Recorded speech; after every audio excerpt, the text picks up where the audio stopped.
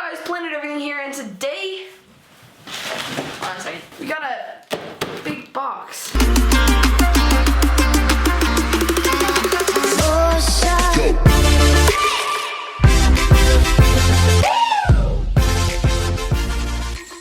So, of course, I know what's in this, you know what's in this. I know what's in this.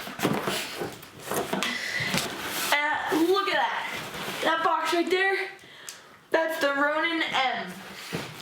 So this is a really, really nice camera toy. Very heavy camera toy. So here's the Ronin M. The box is a bit damaged, but I don't really care. Looks pretty sick from the outside. What are you opening this up again? Let's open it up. It's got the DJI stickers on the side, making sure that it is legitimate. And yeah, so void. Okay. Oh, that's rough. When you peel off these stickers, it has like these secret words that don't appear until you pull it off, and it says void. As in, like, you're voiding the warranty once you open it. Now we're gonna open up this box and see what is in this box, because I'm pretty excited. So we got the intelligent flight battery instructions, the manual for whatever, another manual, whatever. So let's just put this off to the side because, you know, I'm not reading any of that. Here is the Ronin. This is the stand actually that it like comes with, so that you can like stand it up for while you're like equalizing it out. I think John Olson has one of these. Here's the gimbal itself. That is the $800 part, and then the rest of it's like not that expensive. So now let's look in the rest of the box. Whoa! We get 2 batteries. I had no idea you get 2 batteries, and they're both 50% charged. Here's a micro USB cable. Here's a carbon fiber rail, and this is also an important part somehow. I don't know what this is, but we're gonna put that back in there because I don't know what it is. This is the tray for your camera. We're gonna probably need to figure out how to put this together because I don't know how to put it together yet. Ooh, what's this? Sounds like tools. And then, of course, the remote. So actually, it has been about a day since I filmed that first part of the video you just saw, and I took the Ronin out yesterday and tried it out, tried to see how it worked, just really get a feel for how to use it, what it's capable of, and really how maneuverable, like, and how well it can transport around, and it performed pretty well. I brought it over to the village, put it in this backpack actually. No protection in this backpack at all. I was just skiing around with it in there, and it did fine. I balanced it before I left, and I checked what numbers to balance it to, because you have to put this plate on the bottom of the camera, and this plate is pretty much like the tripod mount, but this plate you have to take on and off pretty much every time, because that's just how you get the most maneuverability out of it. Every single run was really successful. That thing held up really well. The battery life is very, very good. Like, I got over an hour for sure out of one battery alone. And it's just a really cool, useful kind of device. The only issue is I don't have a lens that can perform extremely well under the conditions that I want to use this thing for.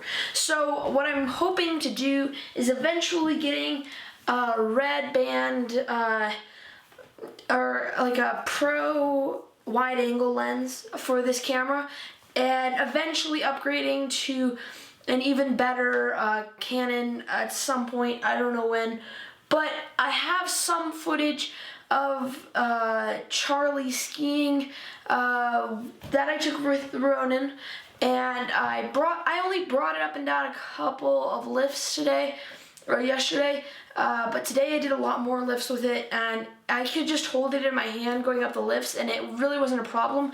The only big complaint I would have is that it was a little bit heavy. Other than that, it's pretty maneuverable. So the Ronin itself is pretty big. It comes with a balancing stand also, but it's a very large kind of piece of equipment, and you wouldn't think that this could transport very well, but when you take these little handlebars off, it's pretty much, it's very much easy. It's a lot easier now without the handlebars on to transport it. So just look at that. And within 20 seconds, or within 5 seconds or so, I was able to transform this into pretty much half the size. And this can easily fit in my backpack.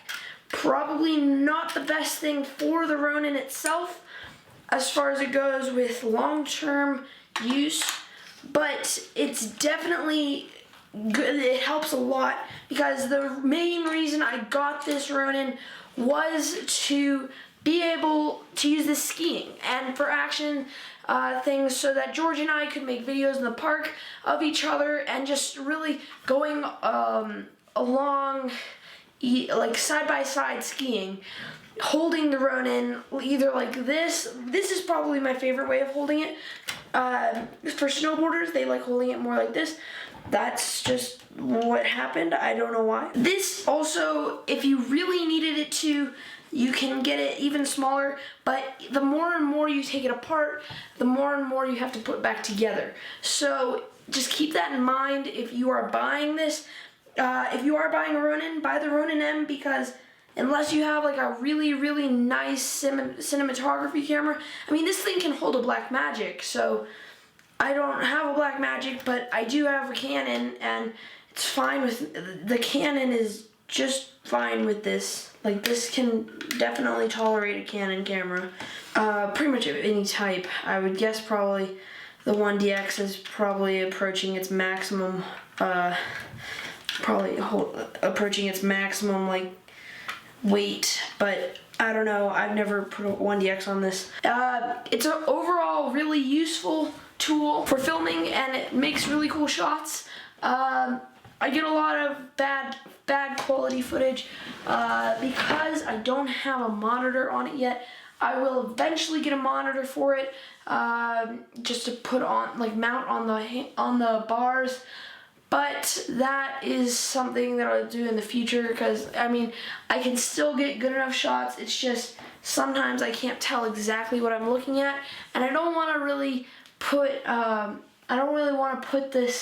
this whole camera rig at risk if I'm not getting the shot that I want. So eventually, hopefully sooner than later, I'll probably take this with me traveling. I have a trip surprise I will tell you about later in the year, and that's going to be really exciting because I'm going to bring this with me. I'm going to bring the Phantom 4 Pro. There's going to be a lot of really fun cinematic videos taken there.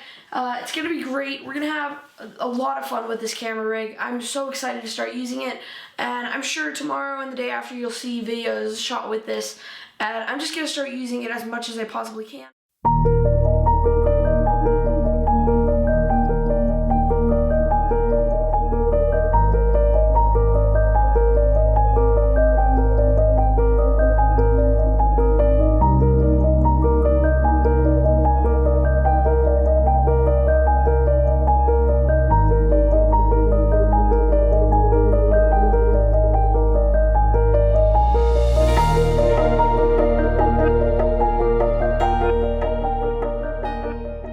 So yeah, guys, that's pretty much it for this video. If you liked it, please give me a thumbs up. Don't forget to subscribe, and also please share with your friends, because, you know, sharing is caring.